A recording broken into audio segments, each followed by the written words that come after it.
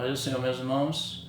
Vou dar continuidade trazendo mais um vídeo. Esse é o terceiro da sequência. E ainda respondendo para vocês, você quer ser salvo? E neste versículo, nesse vídeo, eu quero levantar argumento, quero argumentar com vocês o seguinte: não há possibilidade nenhuma do homem ser salvo pelos seus esforços. Porque não há possibilidade do homem fazer o bem, não há possibilidade dele vencer as tentações, não há possibilidade do homem vencer o mundo, não há possibilidade do homem vencer o pecado, não há possibilidade dele vencer os desejos da carne, a cobiça, os desejos, não há possibilidade dele vencer as tentações, de vencer o diabo. Então, quando olhamos para as Escrituras, e a revelação bíblica, ela mostra isso, ela mostra que o homem, ele está morto nos seus delitos e pecados. Em João, 1 João, no capítulo 2, no versículo 15 e 16, o apóstolo João, ele diz assim: não ameis o mundo, nem as coisas que há no mundo. Se alguém amar o mundo, o amor do Pai não está nele. Porque tudo que há no mundo, a concupiscência da carne, a concupiscência dos olhos e a soberba da vida, não procede do Pai, mas procede do mundo. João aqui ele está dizendo que as coisas do mundo, não devemos amar o mundo, porque tudo que há no mundo, há o desejo, concupiscência é desejo, há o desejo da carne, há o desejo dos olhos, ela nos atrai, e você vê que tudo que há no mundo, eles estão... está envolvido aquilo que nos gera desejo. Quando você olha para as programações de TV, para as músicas, para o cinema e tudo, as modas, tudo que se cria, eles criam ali mecanismo para que possa despertar a lascívia, o desejo, se usa meios ilegais para alcançar algo, mas com tudo isso se usa um mecanismo para que desperte os desejos pecaminosos nas pessoas. Então tudo que há no mundo, e até mesmo as coisas boas, aquilo que fazemos de bom, por trás sempre existe algo que fazemos para o nosso próprio ego. Então o mundo, o sistema do mundo, ele funciona assim.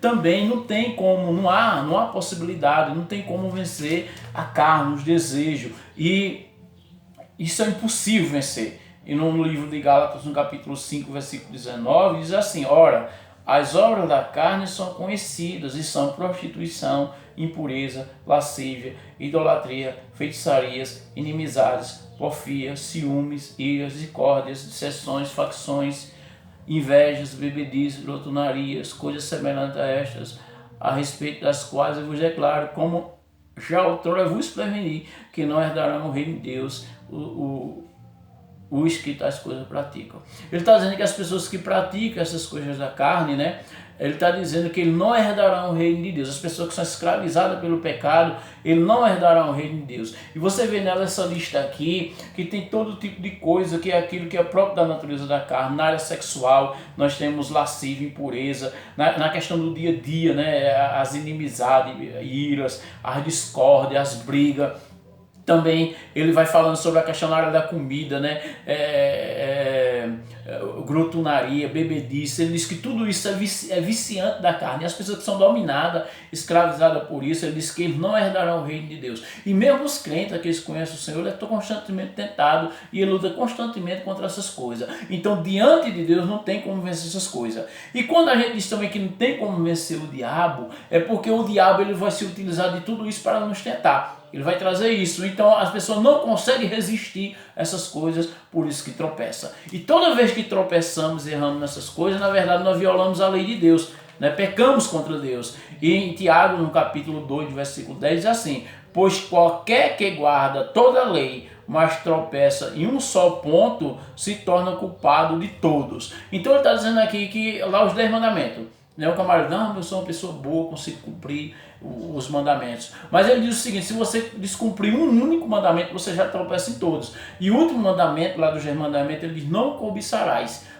E é justamente isso que é o maior desafio, porque tem a ver com desejo.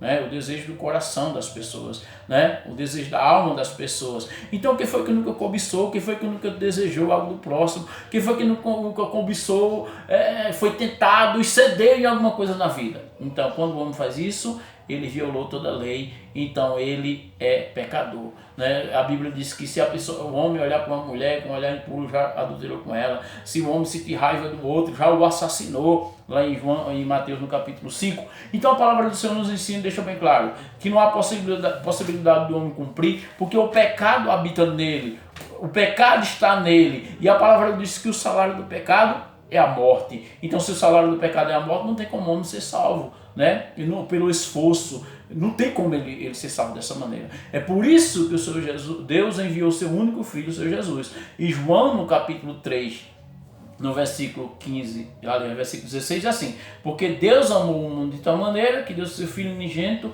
para que todo aquele que nele crê não pereça, mas tenha vida eterna. Como a gente já vem falando, este versículo aqui, o Senhor Jesus está falando essas palavras para Nicodemos. Nicodemos era um religioso, fariseu, e ele era um dos principais judeus. Ele procura o Senhor Jesus à noite, porque ele estava se escondendo ali dos religiosos, mas ele procura, e reconhecendo que Jesus tinha algo de Deus, divino, né? E ele esperava, buscar uma resposta do Senhor Jesus, uma palavra. E o Senhor Jesus vai dizer para ele: Nicodemos, porque Deus amou o mundo de tal maneira que deu seu Filho unigênito, para que todo aquele que nele crê não pereça, mas tenha a vida eterna. O que o Senhor Jesus está dizendo para ele: Nicodemos, você, o mundo, todos estão perdidos. E o Pai o amou o mundo, que me enviou para que eu, morrendo, dando a vida por ele, possa ser salvo, aquele que crê. Então ele coloca duas palavras-chave aí que eu quero enfatizar aqui, que é: não pereça e tenha a vida eterna. E ele está dizendo o seguinte: ele enviou Jesus ao mundo para que todo aquele que nele crê não pereça, quer dizer, não seja condenado,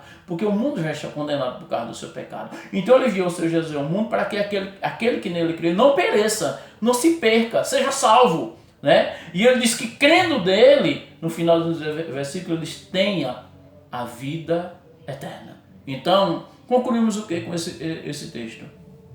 Que o homem, ele não pode fazer nada para ser salvo, porque o que ele faz aos olhos de Deus é imperfeito.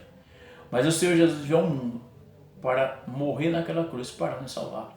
E todo aquele que nele crê, crendo no Senhor Jesus, confiando nele, descansando nele, vendo para ele, a palavra do Senhor diz que tem vida eterna.